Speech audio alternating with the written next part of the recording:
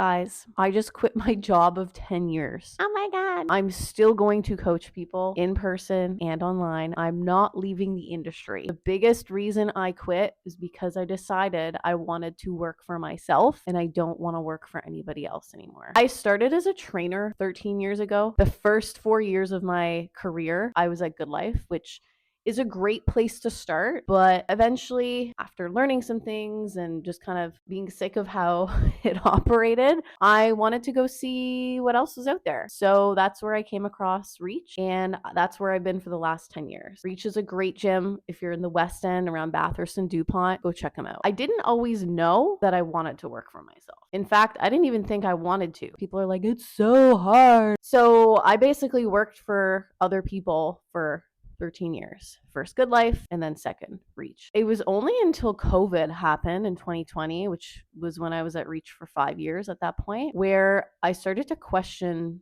a lot of things. And I think because of the way the world was changing, it made me become very reflective as to what do I want to do with my life? Do I feel deeply fulfilled? What else out there might I want to do? It was hard for me to answer some of these questions. They weren't super easy to answer. But one of the questions that I answered was fast forward 10 years. And if I was doing the exact same thing 10 years from now, would I be happy with myself? And the answer was no. It's not that I was unhappy with where I was. It was just that I just didn't see how I could continue growing and expanding and evolving as a trainer, just doing the same thing 10 years later. And that kind of scared me. I was like, whoa, okay. If that is how I feel, what needs to be done now so that I don't feel like that 10 years from now? COVID was kind of the tipping point for me to start evolving and trying new things. So we got into online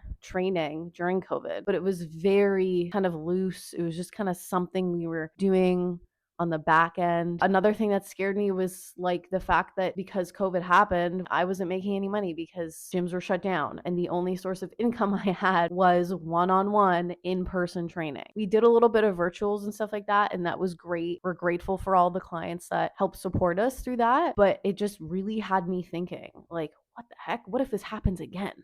Like, that's freaking scary. That was the catalyst for me to start doing some different things in my career. So we got into online training around 2020. We didn't really know what we were doing. We started making content. We created an Instagram page. We did that for about 4 years until we started to take it a little bit more seriously, and we actually were able to generate somewhat of an income starting last year. I think this whole story is also a testament to, like, if you want something bad enough, you just have to keep doing it. Whatever the saying is, you put your head in the dirt and you just keep charging on, because there's a lot of work that goes into it without seeing any payoff for a long time, or at least that was the case for me. Anyway, starting our online business also made me realize like how much creativity I missed, because I actually went to school for design. I have a background in environmental design, which is like a mix between interior design and architecture. I started my training career halfway through my undergrad. I didn't want to finish my undergrad because I accidentally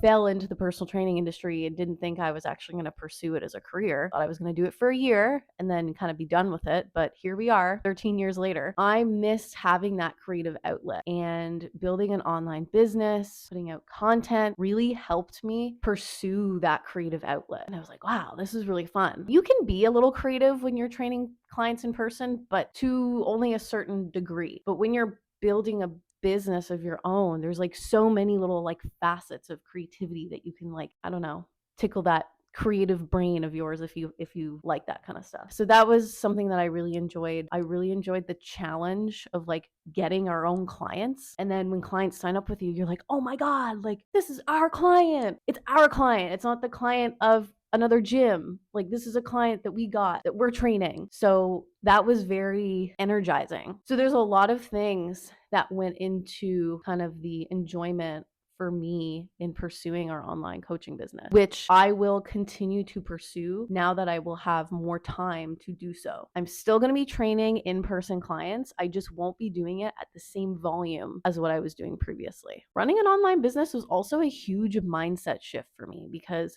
I was taking on something new. I was figuring stuff out, putting myself out there, getting outside of my comfort zone, which made me feel very alive. And when you're doing the same thing for 13 years, you kind of get complacent. Whatever they say, comfort is the enemy of progress. Nothing good comes from your comfort zone. And that's not to say that I don't enjoy in-person training, because I do. I still enjoy it. I just didn't want to pursue it at a high volume and only have that as my only source of income. That's another issue I had, was the structure of the personal training industry. You only get paid when you are facing your client for most places that you work at. I only get paid when I'm training a client. If I'm away on vacation, if I am sick, I do not get paid because I'm not training that client. And that's just the way it is. That's the way it is in the training industry. But that was something during COVID, like I started to kind of challenge a little bit. I was like, okay, well, what other ways can I generate income for myself that are not that? If you want to make more money training clients in person, you have to work more hours. And I only have a certain amount of bandwidth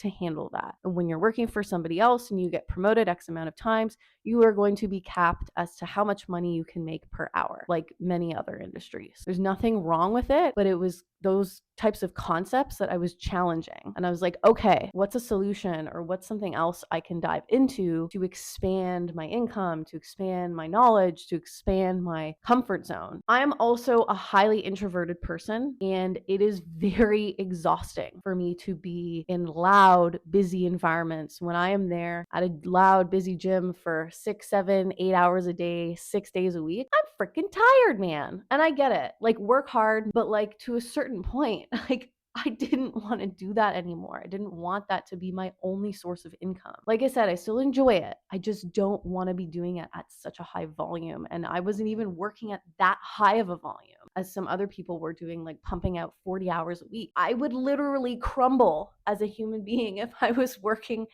40 one-on-one in-person sessions in a week. I would be a shell of a human being. As a trainer the last 13 years, I never had a stable income. I never had a salary. I've never had benefits. I'm not leaving like a cushy corporate job where there's salary and benefits and paid vacation. I'm leaving a personal training job to basically do my own thing and have more freedom to run my own business the way that I want to, and structure my days so that I'm not grinding out one-on-one hours and that being my only source of income. I want to still work. I have a good work ethic. I just don't want to be at a gym 8 hours a day doing that as my sole source of income. With online training, there's potential to help more clients, to meet more people across the world. It's crazy. Our online coaching business so far has been a journey. It's been a very positive journey. We've met a lot of amazing clients. I'm grateful for all of you guys. You're awesome. I'm really, really, really enjoying it. And I feel like this whole journey for me is just leaning into what feels good and creating more space and time for that.